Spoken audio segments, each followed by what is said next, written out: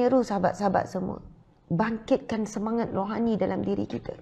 Kuatkan semangat rohani.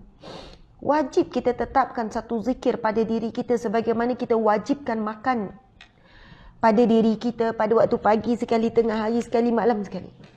Wajibkan kepada diri kita zikrullah sebagaimana kita wajibkan diri kita dari sudut memakaikan pakaian yang indah. Sebenarnya pakaian yang terbaik untuk hati dan diri kita untuk diperlihatkan kepada Allah adalah zikrullah, tuan-tuan sekalian. Wajibkan kepada kita zikrullah sebagaimana kita mewajibkan diri kita mandi supaya bersih, supaya sehat, supaya wangi. Sebagaimana kita membersih dan menyucikan tandas rumah kita, membersihkan dekor-dekor rumah, sekeliling rumah agar dilihat cantik. Bersihkanlah hati kita dengan zikrullah, istighfar, selawat. Al-Quran itu zikrullah, tuan-puan sekalian. Solat itu zikrullah. Sebab itu Allah berfirman, aqimis salah, dirikanlah salat li zikri, untuk mengingatiku. Sebab itu zikir yang paling agung adalah, paling tinggi adalah solat. Allah sebut, aqimis salah, dirikan solat li zikri, untuk ingati aku. Tapi berbeza bila kita solat, Allahu Akbar, ingat dunia. Ingat apa yang kita baca tadi tu, gosip-gosip. Ingat apa yang kita nampak.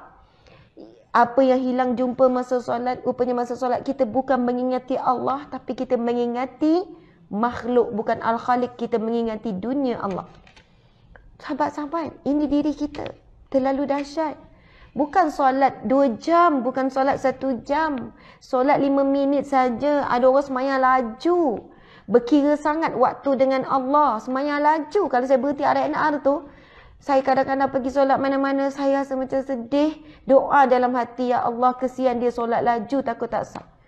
Kadang tu kita rakaat pertama tak habis lagi, dia dah tahiyat bagi salam dah.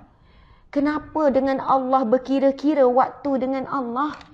Allah tidak pernah berkira dengan kita. Bagi kita nafas percuma, tak pernah dibayar, tak pernah sampai bil pada kita kena bayar nafas yang kita sedut. Allah bagi kita jantung percuma. Allah bagi kita mata yang luar biasa, boleh lihat, boleh tangkap semua warna percuma. Allah bagi kita pendengaran yang baik percuma. Allah jaga pula tu maintenance. Kita tak pernah pergi ke hospital, doktor nak servis jantung, nak servis paru-paru, dah guna 40 tahun dah paru-paru ni. Sedup asap exhaustor, asap kilang pun sedut, asap ni, kod lah ada masalah. Tak pernah. Allah bagi percuma, Allah yang jaga, Allah yang hafiz, yang muhaimin yang jaga. Allah yang ghani, yang mughni. Allah yang salam, yang kesejahteraan. Allah bukan sekadar bagi kita percuma tumbuh badan kita ni. Allah jaga, servis, maintenance tu Allah yang jaga, tuan-puan sekalian. Tapi kita berkira masa dengan Allah. Allah tak berkira dengan kita, tuan-puan sekalian. Kita berkira bila nak sedekah. Allah bagi rezeki, tak berkira dengan kita walaupun kita kurang syukur. Allah tahu, Allah nampak. Bila kita solat, kita bukan ingat Allah, kita khayal ingat makhluk Allah. Masa kita solat, tuan-puan sekalian, kita buat apa? Berdiri. Kita berdiri depan Allah ya. Patutnya ketika itu rasa takut, gemetar, rasa hormat. Sebab kita bukan berdiri depan Perdana Menteri. Kita bukan berdiri depan raja. Kita berdiri dengan raja sekalian raja. Kita berdiri di hadapan Allah. Sebab tu kita berdiri tu, kita merasakan bahawa kita benar-benar berdiri di hadapan Allah. Dan kita akan mempersembahkan diri kita yang terbaik. Lalu kita mengangkat tangan kita. Masya Allah, kita merasakan bahawasanya ini adalah ihsan. Ihsan, kita berbuat baik kepada diri kita, buat baik kepada seluruh, buat baik kepada Allah. Baca bagaimana hadis Nabi, anta'budallaha ka'annaka tarahu fa illam takun tarah fa innahu yarak. Subhanallah, hadis Nabi. Kamu melakukan ibadah, subhanallah tuan-puan sekalian, bila malaikat Jibril bertanya kepada Rasulullah, apakah itu ihsan ya Rasulullah? Apakah itu ihsan? Apakah kedudukan manusia yang baik itu ya Rasulullah? Lalu Rasulullah menjawab, anta'budallaha ka'annaka tarahu. Apabila kamu melakukan sesuatu ibadah, umpama kamu melihat Allah, fa illam takun tarah, apabila kamu tidak mampu melihat Allah, tak boleh bayang kamu lihat Allah, fa innahu yarak, sesungguhnya kamu merasakan Allah melihat kamu. Saat kita solat, tuan-puan sekalian, kita membayangkan kita berhadapan dengan Allah. Kita mengangkat takbir dan memuji Allah. Allahu Akbar. Allahu Akbar. Kita sebut apa? Allah yang maha besar. Lalu semuanya jadi kecil.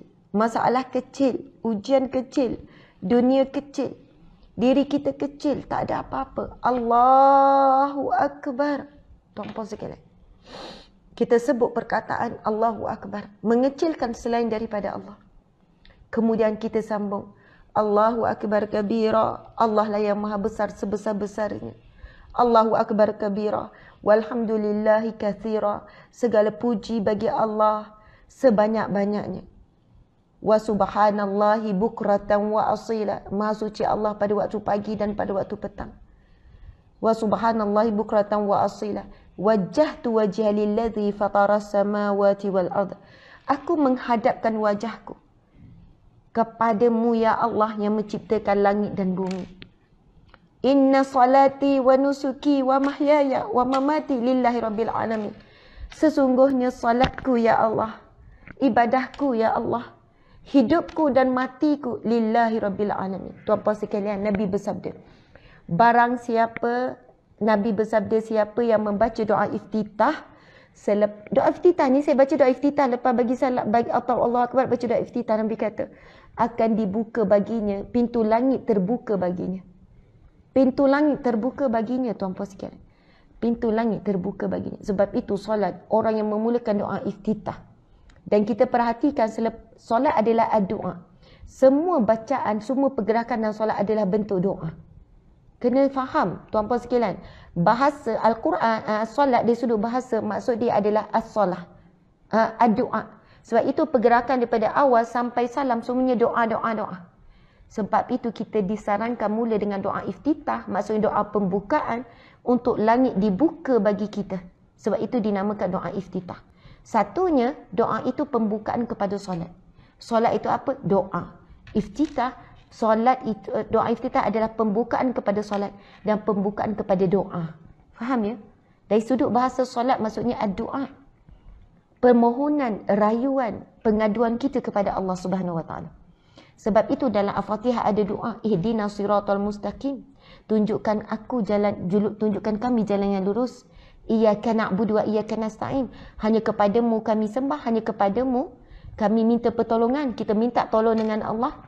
Sebab itu Nabi sebut wasta'inu bis-sabri was-salah. Kamu mohon tolong dengan Allah melalui sabar dan solat. Sabar dan solat.